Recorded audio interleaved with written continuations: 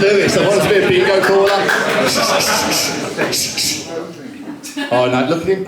I'm filled up already, mate. I've had to. Been nervous, anxiety, all that energy, all that sort of stuff. Apparently, if you're nervous, it's good, right? Yeah. Awesome. I'm not nervous really. I've had 3 beers, so. Rob's been testing that all day, so if this happens, that's Rob's fault. I've ordered the food, and that's good, right? That's a good start. Yeah. That's flavoured fork. She gives me a discount. Flavoured fork. Verity Cummings. There she is. She's the lady with the name tag saying food. And I kid you not, that's exactly what she says. So whilst we're looking after the main man, thank you so much for coming. It's an absolute pleasure to see so many awesome people in our office. Some of you I know, some of you I don't. Some of you I'm best friends on LinkedIn with, but I've never met until tonight. So no, it's great to see you guys. And I know you're here for me and Rob, not Paul. Is that right? Yeah? I would have thought that. Paul, it's an absolute pleasure to have you, mate. We're absolutely, as Love Island would say, gassed that you have turned up tonight. And we'll come on to Paul very shortly. I was going to introduce you to Rob, who founded Lightbox many years ago. He looks like a little cherub, doesn't he? Looks well young, but he's knackered. He's how old, you know? 41, mate. 41. I used to have to say he wasn't the apprentice when we used to go to meetings with him and stuff. Honestly, with his little rucksack. Bless him. Listen, just a little bit of housekeeping, guys. Well, come on, Chris. Come on, mate. Straight in the front. You got any work for us, mate? Housekeeping, guys. Toilets in the middle. You'd see that. There's an accessible toilet in the middle if you need that. Fire. If there is an alarm, it's a fire. Let's go. I'm the fire marshal. You're absolutely doomed. But literally, in an orderly fashion, that way, please. I'm sure you'll all bugger off to the pubs, but if you can just wait around St Paul's Square so we can mark you off to make sure you're not in the building somewhere. But it will be, scoured. Vaping, smoking, whatever. The doors are open. Please feel free. If you do get locked out, there is a buzzer, and we'll let you in. Home time, boo. Unfortunately, we have to throw you out about 8:30, 9 o'clock maximum, unfortunately. But it's enough time to hear from, well, in my opinion, what is a local legend, Paul, and have a few more beers and finish off the food and make sure you get out of tonight what you want. And for us, Rob can tell you what we want out of this and why we set up Unbox. Yep. So, Unbox. Sorry, that is. Sorry, we had the bailout. The lapel mic isn't working, so we've got a bailout, so it's all good.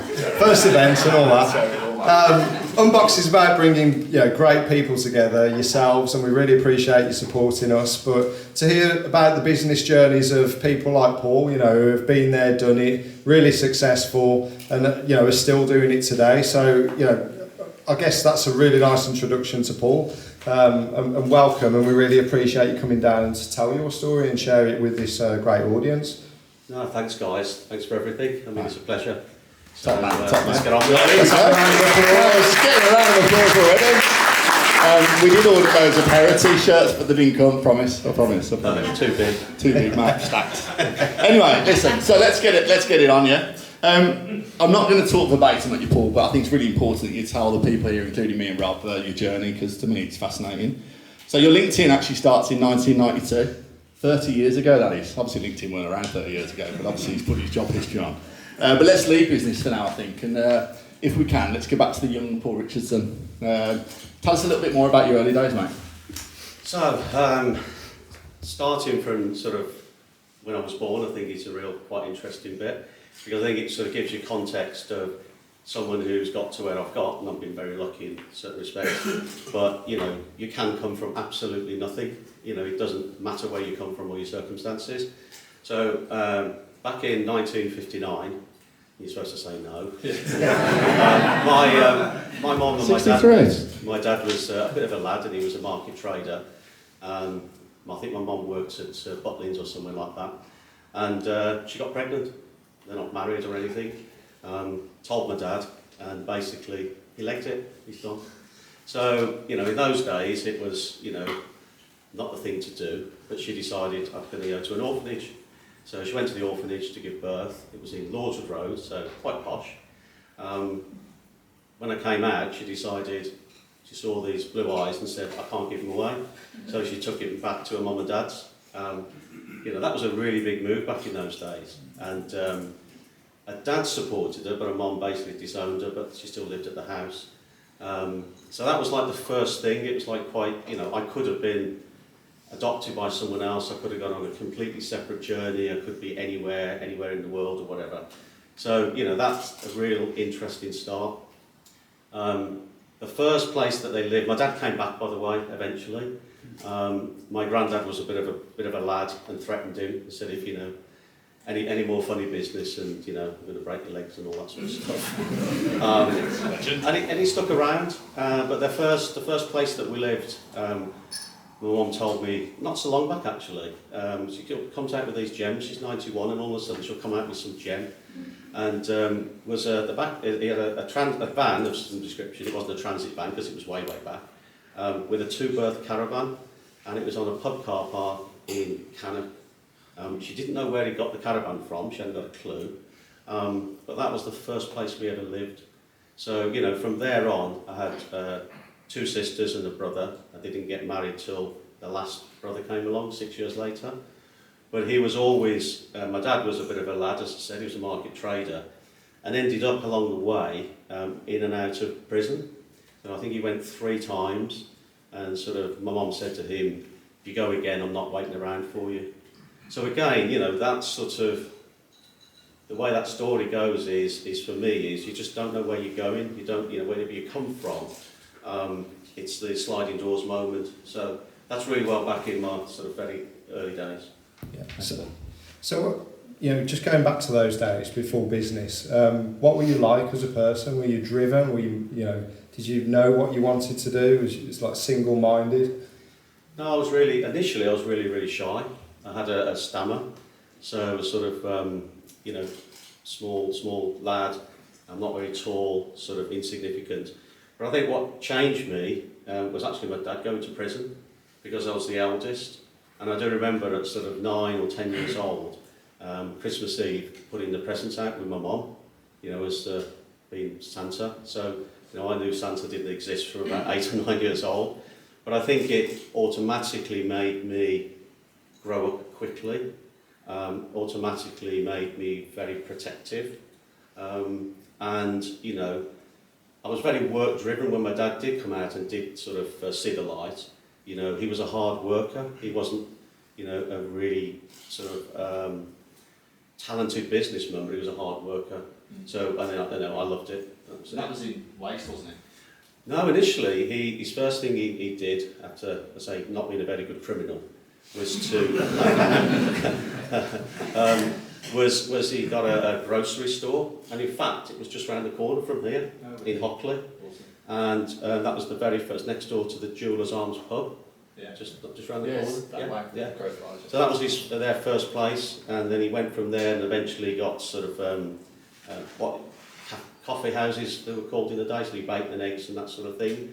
And they went to that, and then eventually went to transport. The dad was very opportunistic. I think that's where I get it from. In that someone will come into the cafe and say, oh, we can't get this taken to Liverpool, or can't get this taken to London. So he'd say, well, I'll get someone to do that. And eventually, he got a transport business, and then eventually into skips. Yeah. So just going into skips and waste, that was the start of your business journey. So do you want to just start there really and talk us through how you got into your first exposure to the business world? Yeah, my exposure to the business world went back even a bit before that, because I was always doing something for my dad. My dad would give me a job to do on a Saturday, and he would say, okay, you're going to clear that out, how much do you want to do it? And I'd say, I don't know, 50 quid or whatever it was, and get my mates to help me, and then charge my dad for it. So I was always trying to make money in that way. But the skip side was, when I left school, so I basically failed my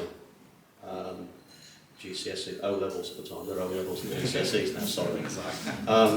I failed them, and I'll tell you exactly why I failed them as well, because we had a boys' school and a girls' school, and there was a big fence down the middle, and you couldn't get close. Then in the 5th year, which was, I'm not sure what that is now, they took the fence down. So we all took fixed. So of course all exams went out the window. Then I had to go back again into the lower six, as that was called then, and retake them and get my GC O levels. But I then went into the business as a mechanic because you couldn't drive the trucks at 21 years old. So I used to just do that, and it was pretty horrendous from the point of view of my dad. He'd never liked to borrow money. He would always have to pay cash. It was a very big cash business, and if he could buy a truck, he'd buy the truck, but he never wanted to go into debt. Didn't have a mortgage or anything like that. But it was really tiring because the trucks used to break down all the time, constantly repairing them. I think the most I did was 4 straight days and three nights with no sleep and just working, back when I was sort of 18, 19. I got to the point then where I'd had enough, so I left and I went to work at Lucas's for a year, which was just fantastic. I got all sort of just a factory job. And I think that was to get that out of the system, because until you try things you don't know. So again, for me it was wondering, should I, shouldn't I, but I tried it, didn't like it, and then I went back later. But the way I went back was that I persuaded him to go into debt and for us to buy 2 new trucks and some new containers and new this and new that, and then basically the business flows from there. And that was City Waste, was it? No, that was called Dialer Skip. So that was the largest skip hire waste management company way back in sort of 80s. We sold that in 89, so that was a turnover of 2.2 million, and we sold it for 2.2 million back in 1989. So you were a shareholder then, was that right? 18 apparently, weren't you? Yeah, I was. Yeah, it was quite weird. My brothers and sisters weren't, but I was. And then we got involved in another business later. I mean, that's pretty early to become a shareholder of a £2.5 million turnover and exit in those years. You must have learnt a lot from that. Yeah, I mean, again, I sold to the second largest waste company in the world. They're American. And I just thought, I was about 29 years old, I thought these are great, they're selling me the dream, the American sort of absolute dream of the way they do business, and they come along and do this, this and this. And they did none of it. So my dream got shattered. And then it was like, okay, I've got 3-year restrictive covenant, so I had to wait 3 years to start again. And that's when I started City Waste in 92. And the rumour is, you sold it back to that American firm, didn't you, eventually? Did you rebuild and sell it back to them? Yeah, they got sold to a French firm, and I sold it back to the French firm nice work, mate. In 2000. Did you really wait 36 months before you started going again? Or can't we say that? Any lawyers? Not quite. I did. No. One thing I did do though, so to be fair, they did have a really, really good accounting system, and they had a really good way of doing stats, which I'd never done before. So what I did in the 21 months I worked for them, I just absorbed all the facts. Then when I'd started City Waste again, I just produced these without all the shit that they got going on. So my new company was just far ahead of anyone else in the West Midlands, or probably anyone else in the country, because I'd taken their knowledge and put it into sort of entrepreneurial what I needed, rather than just report after report. That's awesome. I know you come back into waste in a few years, but you went into, from waste to retail. You probably all remember the All Saints cult brand, Cannon Street, the big scarves, the belts, Jesus Love You, and all that. Do you remember them? That was Paul. So I've got it here. They're a brand going very strong today, but I think when you got around them, they were in trouble, weren't they? How did that happen? Yeah, so it was Cannon Street was a friend of mine, so a guy called Mick Dunn, and really long-term friend of mine. He was the MD of Reese Menswear, and in fact Reese Menswear, when I sold in 2000, I loaned Reese Menswear £100,000 because they were on the edge of going bankrupt, and they paid me back, but then from there on they went to Great Guns. So David Reese, I knew him quite well. Awesome. But Mick left Reese and he went to work for, he took his own business, did a massive mortgage and went in with All Saints, and it was literally like a franchise in Cannon Street, so we only sold All Saints, and it was owned by Stuart Trevor and Kate Bolingera. Stuart's not the best businessman in the world, and Mick called me one day crying and said, it's gone bankrupt, it's gone into administration, what am I going to do? So we sort of sat there and had a think, and I said, well, who's the administrator? And it was Begbie's. So I know the guys at Begbie's. So we walked into Begbie's and we bought it.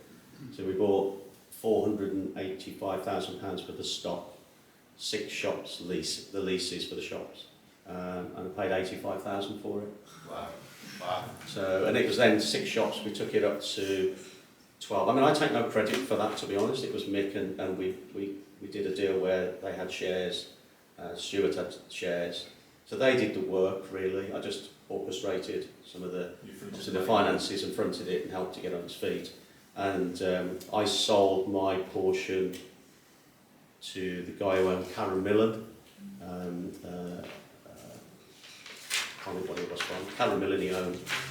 How does that even happen? How does that happen? Do they call you? They were, so it was the Icelandic banks, and they were borrowing money off the Icelandic banks, like left, right and centre. If you remember, Icelandic banks owed more money than the actual whole of the country was worth. Okay. So they had that much money, then it collapsed, and they called all their money back. Oh, wow. So Ziggy's name was, and loads of others had all that F50 Ferraris and all everything, Karen Millen and all that sort of stuff. All their money got called back in. So that was a problem for them. But they came along to us before that and bought it off us, and I sold first. So I sold for 2.85, about 18 months later. Just short of £3. Yeah. Awesome. And you, I saw an interview. You said you exited happily, which I can see why now. Just in that period, obviously it's a big step away from the waste management side of things. What did a day look like for you then? What I'd done was, when I sold my waste company, I'd got one quite large company, and then it was only 10 million turnover, which, in them it was hard work, in those days. Not into the 500s of Gymshark and all digital stuff, but and I wanted to have a group of companies, so I wanted to do different things, and I think it was challenging myself. They were offering me the money for City Waste at the time, and I just wanted to. I like going out of being I don't like it when I become the big fish in a small pond. I like to jump out and go into somewhere else and challenge and stuff like that. So that's what I did. Went into all sorts of different businesses, including Birmingham City, including All Saints, and about 4 other businesses. But it was hard. It's actually quite similar to what I've done now, in terms of going from one thing, having quite a few things. Yeah, we'll come on to that in a bit actually. It's really interesting to talk more about that. Is this your question, Rob?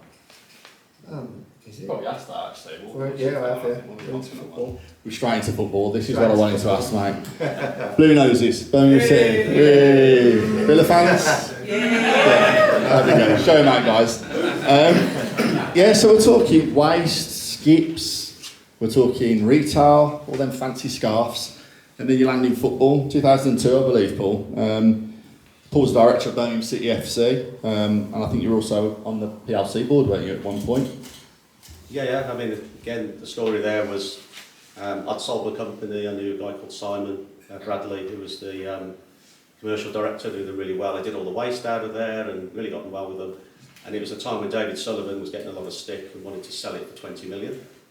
But no one would buy it. And he said, okay, who's in the Birmingham area as a blue nose? And who's got some money? So Simon said, well, that's Paul. And there's another guy, Pertemps guy, Tim Andrews missed that call, didn't you, mate? You must have missed it. You must have been out, hasn't he? And he wanted to sell 5% for 1 million.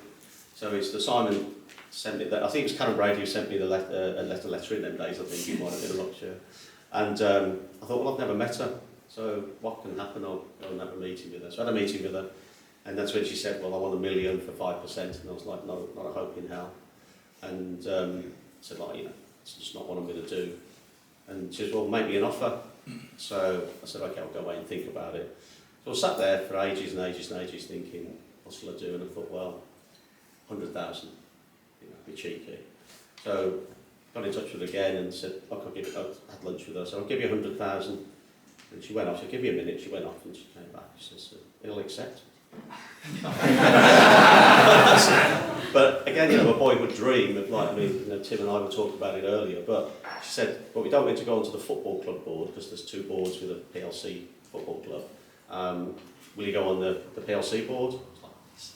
Awesome. So again, it was, that was it. And the main reason was it was all around, they weren't very liked in Birmingham, and they wanted more businesses to back them and the fans and stuff like that. So But I only had to do 6 months because we went up into the Premierships after 6 months. Yeah. We'd been in the Championship, if I wasn't even called that then, for 16 years.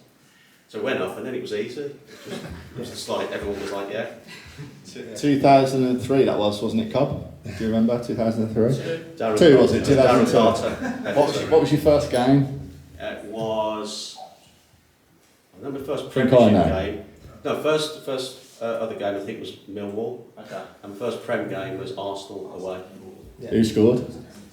So, I've got it here, I'll mate. say, I've I'll got say it here. Thierry Henry, but I can't remember. I don't Correct. remember Bird Correct. There's one more. I think it was 3 or 2 now, but it was definitely Henry who got one. And Bird Kemp, he did an absolute magic move. Was it Wilson? Viltord, mate. Well done. 2 points. I thought that was going to come from the crowd there. And that's it, guys. Thank you. So, as a blue nose and a fan, what was it like then getting on the other side of the, you know, and seeing the run-ins of the club, the problems, the internal struggles? It really surprises you what goes on in football. It's like no other business because it isn't really a business. Says him who's bidding for the Blues now. Come on to that. It's everyone's so passionate and everyone's got an opinion, and you know it doesn't matter what you do. Whatever I saw David Gold and Karen do, it was almost never enough. And you know, on the inside, you see that if we wanted a player, what David would do would he'd give it 5 million. He'd loan them the 5 million. He would have a standard interest rate, but he would always want his money back, which I didn't think was I thought that's sensible, you know. But it was never really enough for anyone, and I think that's just football, really. But it does open your eyes up when you see, you know, when he was there with his children and his wife, and they're sort of having a real go at him and stuff like that. I just don't really think that's fair. But it's people's life, and you know, when we do come on to what's going on now, you just see the passion. And football is, they can't go anywhere else. You know, if you shop at Tesco's and you fall out with Tesco's, you can go to Waitrose or Asda, whatever it is. You can't do this in football. And I suppose there was I'm sure it definitely was you that said this, but you know, Sullivan, Gold, Brady, for you guys that don't follow football, they were porn barons basically, weren't they? They were in porn, I believe. Daily Sport, is that right? Or Daily? Yeah. I mean, David, he told me, he was stood there one time and he said, I've got a porn site, it was a digital one. He was turning over 8 million and he was netting 6. Oh, there we go, porn payers. But you said that he was misunderstood as a businessman. You actually rated him. Still do. He's a really good businessman. I mean, you know, to the point where, you know, if a player got injured on the pitch, by the time and if he was carried off, by the time he got to the touchline, he'd have worked out what his wages were. He's probably going to be off for 3 weeks. That's going to cost us just like almost, you know, it's like a computer. Yeah. But he's different. David Sullivan is completely different. I mean, you know, he went to Carphone Warehouse, I can't remember the owner of that, went to his house once for this big charity do. And Eve, his wife, was walking along with a carrier bag as we went from the house to the marquee. What have you got that for? It's his sandwiches. He would never eat anyone else's food. And that you would have to take his sandwiches, they were crisp sandwiches even. But I said to him, well, why? And he says, well, I don't want to offend anyone from the point of view of not eating their food. So that to me was a level of honesty, even though it was slightly weird. But it was a level of honesty that he was just straightforward with it. And he would ask for soup. He did have minestrone soup, but they had to take all the bits out. Wow. But then he'd stand, you know, there, as you said, a porn baron, but he'd stand there with his wife, holding hands behind their back and stuff like that. So, you know, you see a side, you know, they're divorced now. There we go. Didn't hold hands long enough. I mean, I don't know how we go into that, maybe the word divorce, but I know that in around 2005 you went back into waste with a huge company. No Waste, is that right? Was that around that time? A bit later than that, so I'd gone back into waste, into the skip side around 2006 after I got divorced. So I took what I got left and put it into a business. Red or black, there it is. And then I was, at that business, I was talking, we got all the hospital contracts, and just one of my reps came along and talked about nappy recycling, and I was like, oh, okay. And he just started to talk about it, and this company that had approached him wanted 10,000 tonne of used nappies. So I was like, okay, we'll find that. We haven't got a clue where from, what to get them, anything. It was just, yeah, we'll do it, and then we'll find it afterwards. And then I went to Canada to meet the president of it, and really got on well with him. He loved it, but I'd gone out there, we saw the plant out there, and then came back with it and developed it, you know. Rob, I nicked your question, I do apologise, mate. It's fine, mate. But I'm going to carry on, obviously. Enjoying yourself. But how cool is that? You're in waste, but you're solving a worldwide problem, which I think isn't still fixed, apparently. No, I mean, it was a technology really before the market. So what they did is they brought a technology over that wasn't any good, to be very honest. It worked in Europe a little bit, but it didn't work here. So we completely changed it, redeveloped it, tested it, built a plant in West Bromwich, and had a process that could recycle all of the plastic, all of the fibre, there's a fibre in there. We actually could recycle the solids, poo, down to a plant in Bristol that would use it for poo-powered buses. And the only thing we got left was the liquid. Oh, wow. But we could recycle, you know, all of the nappy itself. The human waste obviously is another thing. We built that plant, and then we wanted to build a proper commercial one. So we spent a lot of money in London to try and get planning permission. We were promised it by all the, it was Boris actually, it was Boris, I think it was Boris's area. Or whatever. Might come on to him as well in a minute. Promised us all these different things, and then by the time we got to it and spent all the money, they then decided they didn't want to do it. So at that point, the backers from the US decided the UK was not for us at that point. And I mean, that went from about 2009 to about 2014-ish, around about there. Which is, I think, Rob, you take this one. Yeah. I think this is probably why a lot of people are here tonight to talk about that unicorn-shaped fish that everyone knows. Yeah, so you know, this is moving into the start with Gymshark. Do you want to just give a bit of story and background of how that came about? Yeah, I mean, it's probably been heard quite a bit, but, you know, direct from me is it's a gym in Bromsgrove called David Lloyd. I'd taken an office just by the M5 junction by sort of Bromsgrove there. And I used to use that gym, and there was a load of young guys in there. Sort of one was Lewis and one was Ben. And, you know, Lewis was the loudmouth one, Ben was the quiet one. But they just used to keep asking me questions all the time. It was, you know, what about this, what about that? And the reason was they didn't have anyone else. You know, they got this business which had just overtaken everything they'd ever thought of. They just hit the sweet spot, but they didn't know what to do. They didn't know where to go or anything, or you know, basically they were buying stuff from China. They found the guy on Alibaba. It was Pete and Beryl. They didn't know the second names. They didn't know where the product was coming from. That was literally all they knew. And they were selling it, and it was going out fast as they could get it in. But literally, they just didn't have anything. But they didn't have their mom or their dad or their uncle or anyone else that they could go to. So I think they just gravitated towards me for some reason in the gym. And again, one of those sliding door moments, like the sort of orphanage thing, is I could have just thought, you know, sort of like irritating, whatever, you know, getting on your nerves, young guys sort of bouncing around with all the testosterone in the gym. But I just liked them for some reason. You know, Lewis was not my type of guy, really. He was loud, brash, but I just liked both of them, and you know, the combination of the two of them it sort of worked between them. I could see. So sort of, and I don't know, you know, I've got two daughters, maybe it was, you know, sort of that son thing coming on board, I'm not sure, but started to sort of give them advice and things like that. And then there was a turning point.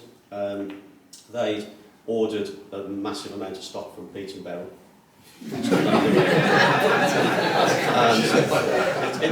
absolute truth on the children's life. And they had not delivered it, but Lewis had sold it on the website, because that was Lewis' blessing. And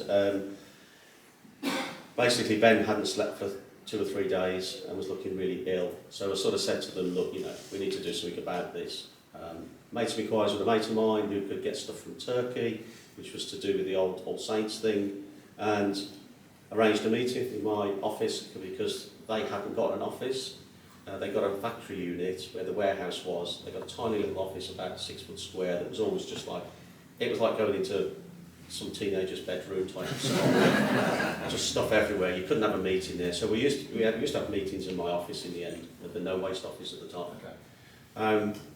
And what happened then, they were turning over about 4.5 million, and there was 8 of them at that point, and they were family and friends.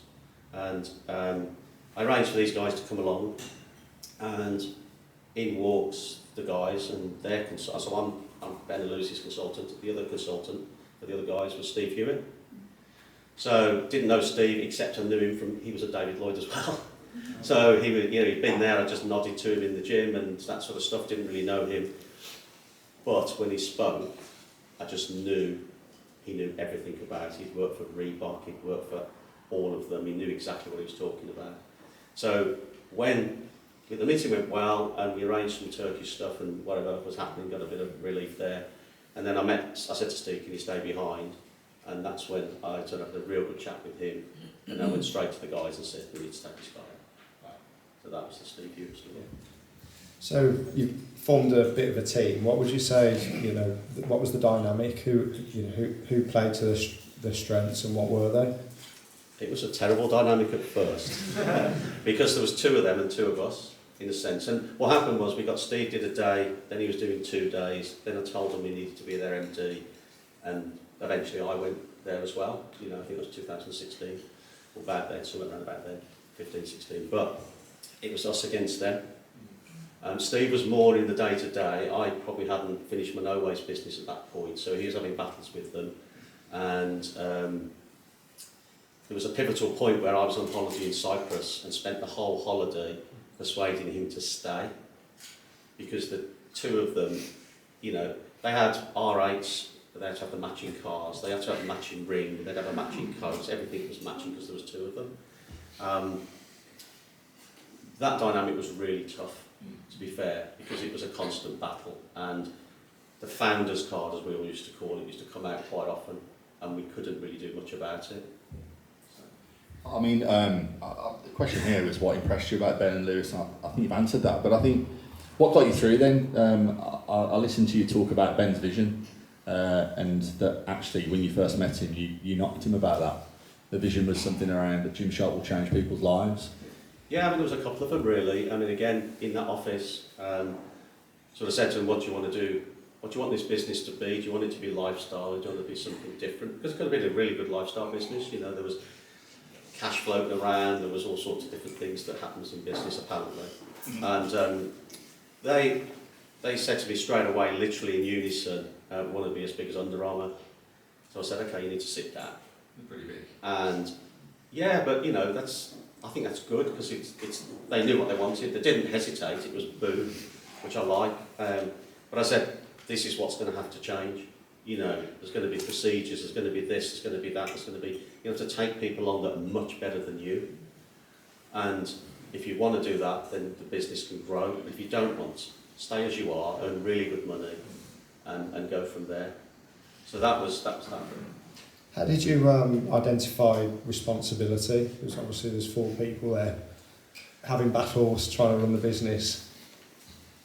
Really difficult because Ben started to mature, Lewis didn't, and Lewis was struggling with the fact of what I just said was we'd be taking on people better than you. So, a designer who's been at, St Martin's or from Nottingham or Southampton, done their degree, is really talented, Lewis would think he knew better. And, you just have to realise in business that if you want to grow your business, you've got to trust people. They need to be better than you at what they're doing. And it's nice to know a bit about it. Like I could drive a truck, but there's probably better truck drivers than me now. But if you want to grow it, you're going to have better people, and that's what he struggled with a lot. And whereas Ben started to see that, and hence, Ben was maturing and thinking, okay, this is best for the business, Lewis was a little bit more about himself and couldn't quite grasp that. Did he exit early then, Lewis? He went about 2016. Yeah, I mean it's sort of been all over in terms of story, but there came a point. So very early doors, the first thing I ever did with them, because they were 50-50, was said you need a shareholders agreement, and it had what's called a nuclear button, which means that if you come to deadlock, there's a nuclear button there, and one of you has to buy the other one out, and blah blah blah. Because at 50-50, no one's got the signing vote. And that was the first thing I did with them, and actually that was the thing that worked. So we got to a point where it was untenable because Lewis was being more disruptive and didn't quite get it, and his vision wasn't where we were going. And I think he then also quite liked the property sort of thing, building houses and getting into property. So he decided at a point that he wanted out, and we decided, we wanted that to happen. So for us, it was making it happen. And actually, I remember running around trying to, because we've got to buy him out, running around trying to get people to fund us. And in fact, there's a really, really good friend of mine who I offered it to, who kicks himself today because he would have got, well, a few yeah. Yeah. It's not too, is it? I said a good friend. So when did the rapid growth start with that? When did you all sit around and think, oh, here we go? Well, it was from day one, really. I mean, they sort of, what they found was they found some YouTubers in the US that no one knew, and they just gifted them clothes, they put them on, and boom, it went. As I say, around about the end of 2013, it was 4.5 million. But from 4.5 to 8.7, 8.7 to 12.1, 12.1 to 41, 41 up to 101 or 2, and then on and up. So that growth was all the way through. What was quite interesting was what I did was back of house. So the first things we did with the business is we put all the foundations in, which I'm really passionate about even today. If you get them foundations in, you can, it's building a house, and you can build more stories on it, and you can build extensions on. But if you don't put that foundations in, you will probably build the extension, but it's probably going to fall down. Not everyone can afford to do that. You've got to make do amends sometimes. So it's not, just a case of throwing money at it. Those foundations don't necessarily have to be money. They can be culture. They can be, how you do things, integrity, and all the rest of it, trust.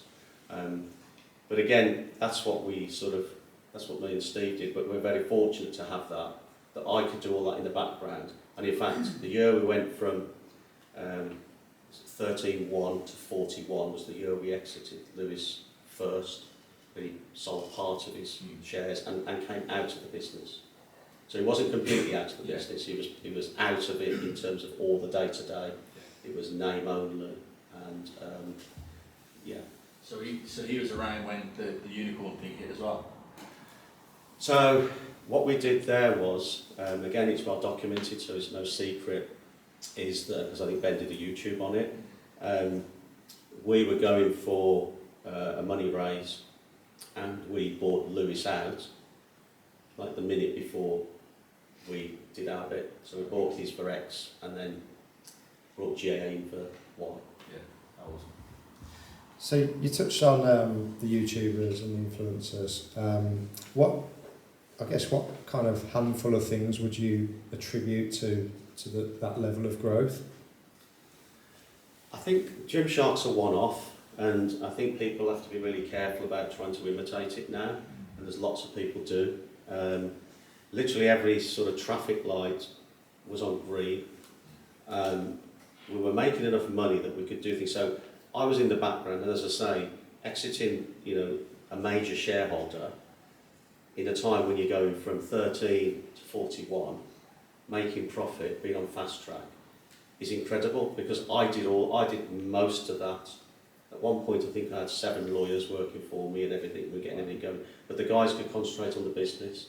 So from our point of view, we had lots of things go right. Steve Hewitt is the most amazing CEO I think that's ever walked. I mean, I call him Alex Ferguson, in terms of the way he is, and to his management style and his dedication and stuff like that. Having the right people in the right place at that time, people who are better than you, and taking them on and doing it. But the thing we had was we had decent profits, so we could reinvest it back in. There were double-digit plus profits. Paul, I hope you don't mind me saying, but you clearly come across like a real humble, nice chap. And I've met Steve, and he's exactly the same. Real cool dude. Surely that played a part in the culture that you're building. I mean, I've looked at, I've listened to a lot of things you've said over the last couple of years, and we're talking brand first, we're talking building out a team of data scientists, we're talking about trust and transparency. How do you build that culture that clearly exists at Gymshark? So I think the blend of old and young, there's better words than that, experience and youthful enthusiasm, whatever we call it, I think was one of the secret sources at Gymshark, because and a lot of that came from myself and Steve. I have no right when I walk into a room to think because someone's 20 years old that I'm better than them. They know lots more of something than I do. So for me, it's about that mutual respect going backwards and forwards. And, I learned so much from those guys. Hopefully they also learned so much from me. And that blend, we had so many people, and you mentioned it earlier about, came along, they were say 40-ish and tried to get down with the kids. That doesn't work.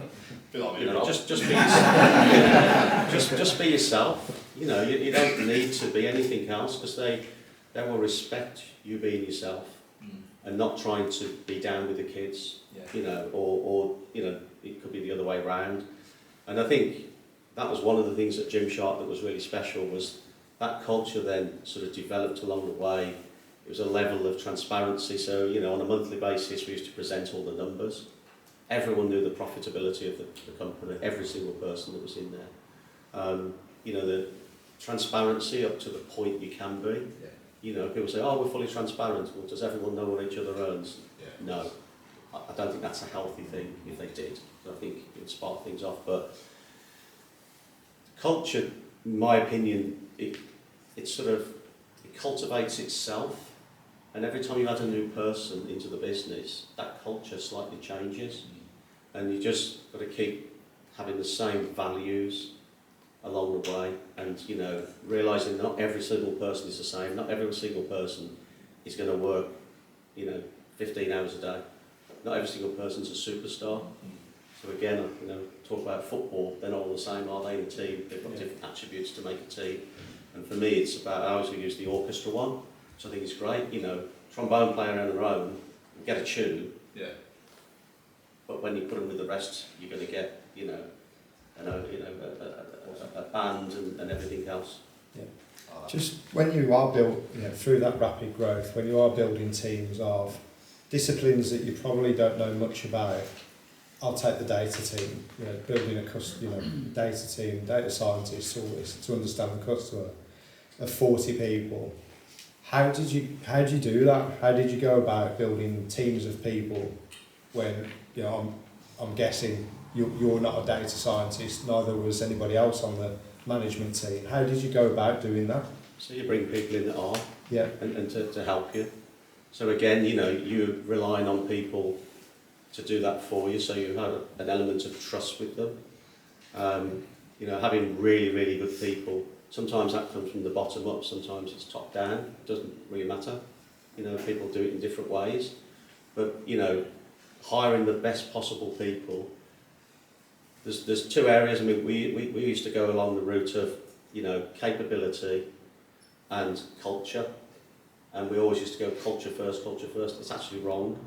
They're probably about equal, in my opinion, because again, it's, someone who fits the culture but actually is incapable doesn't work either.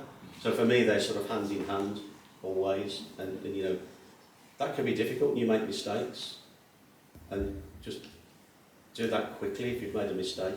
Don't be afraid to admit it, and we've done lots of things that we didn't do quick enough, believe me. Yeah.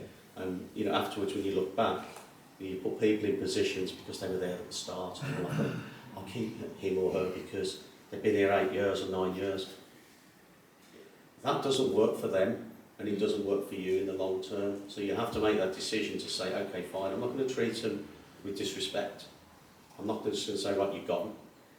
We would always try and find a space for them, be honest and open with them, and let them make the decision on whether that new position, new role was okay for them. But give them the opportunity.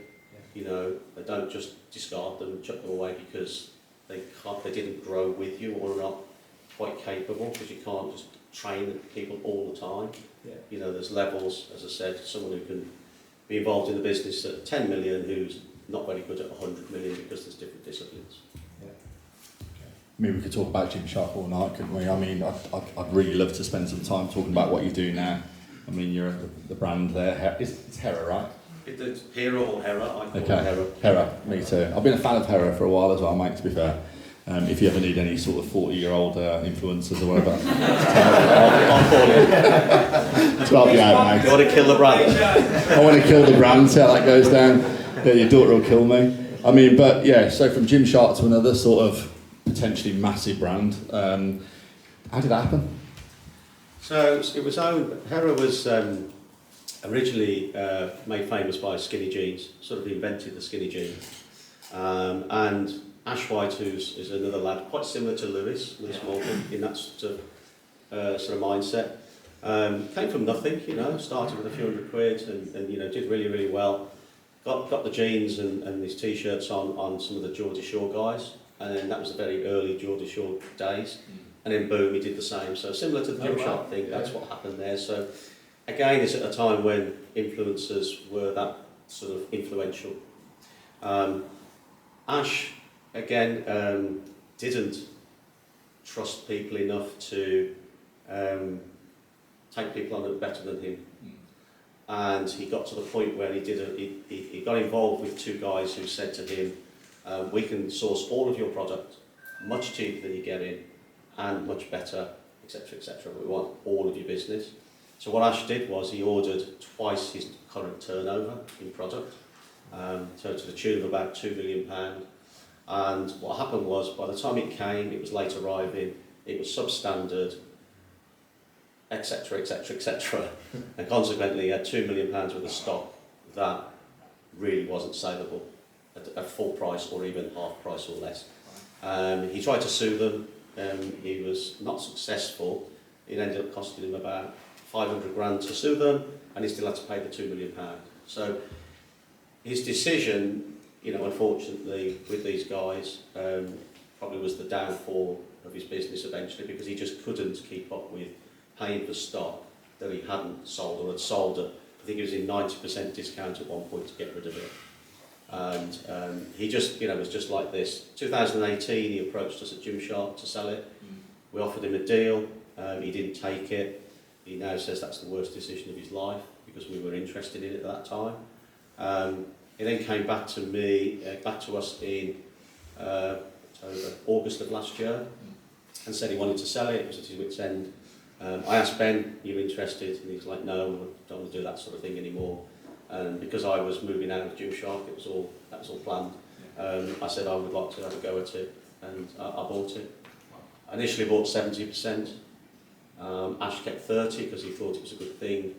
Within a month, he didn't like it. He had no say. He was a silent sort of shareholder. He phoned me up and says, "Where's all the athletes? Where's all your influencers?" "What do you mean?" "Well, you haven't got any stars, you haven't done anything." I said, "Well, we've got to put everything back in place, we've got to rebuild it, we've got to do this." "Well, I don't agree." I said, "I don't care." And then you press that nuclear button. That was it. And he just said, "Do you want to buy my shares?" I said, "I'll let the lawyer do it." I think I did it in 3 days because I didn't want him to change his mind. So I then got 100%. Yeah. Amazing. And your daughter runs it, I believe? Yeah, both my daughters. So I've always said I wanted to work with my daughters. Got 2, 33 and 27. One's getting married soon. Always wanted to do something with them. Didn't quite know what. It was one of them things. It was just going to happen at some point. And then when this came along, I was like, "Do you fancy this?" And they're like, "Oh yeah." So again, it's a huge challenge. It wasn't a brand that was all sparkling.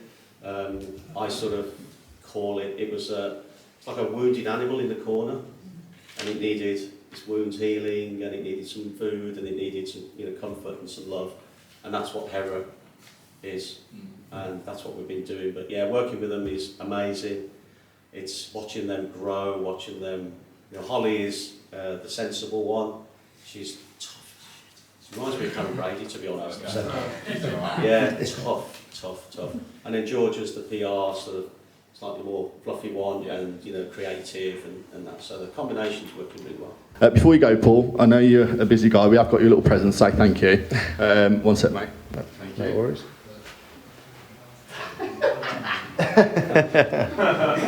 We had to get you a blues top, mate. One of my mates bought me a Villa top and put it in. So, There you go. I want you to see- Sorry, one of my ex-mates. I want to see you lifting that, wearing that lifting, mate, tomorrow. Got you some Lightbox goodies. Do what you need with them. But honestly, Paul, it's been an absolute pleasure, mate. I mean, Yeah, to thank give up you. Unbox with somebody like yourself is an absolute dream. So I hope you all can share my appreciation and give Paul a massive round. Yeah, thanks, Paul.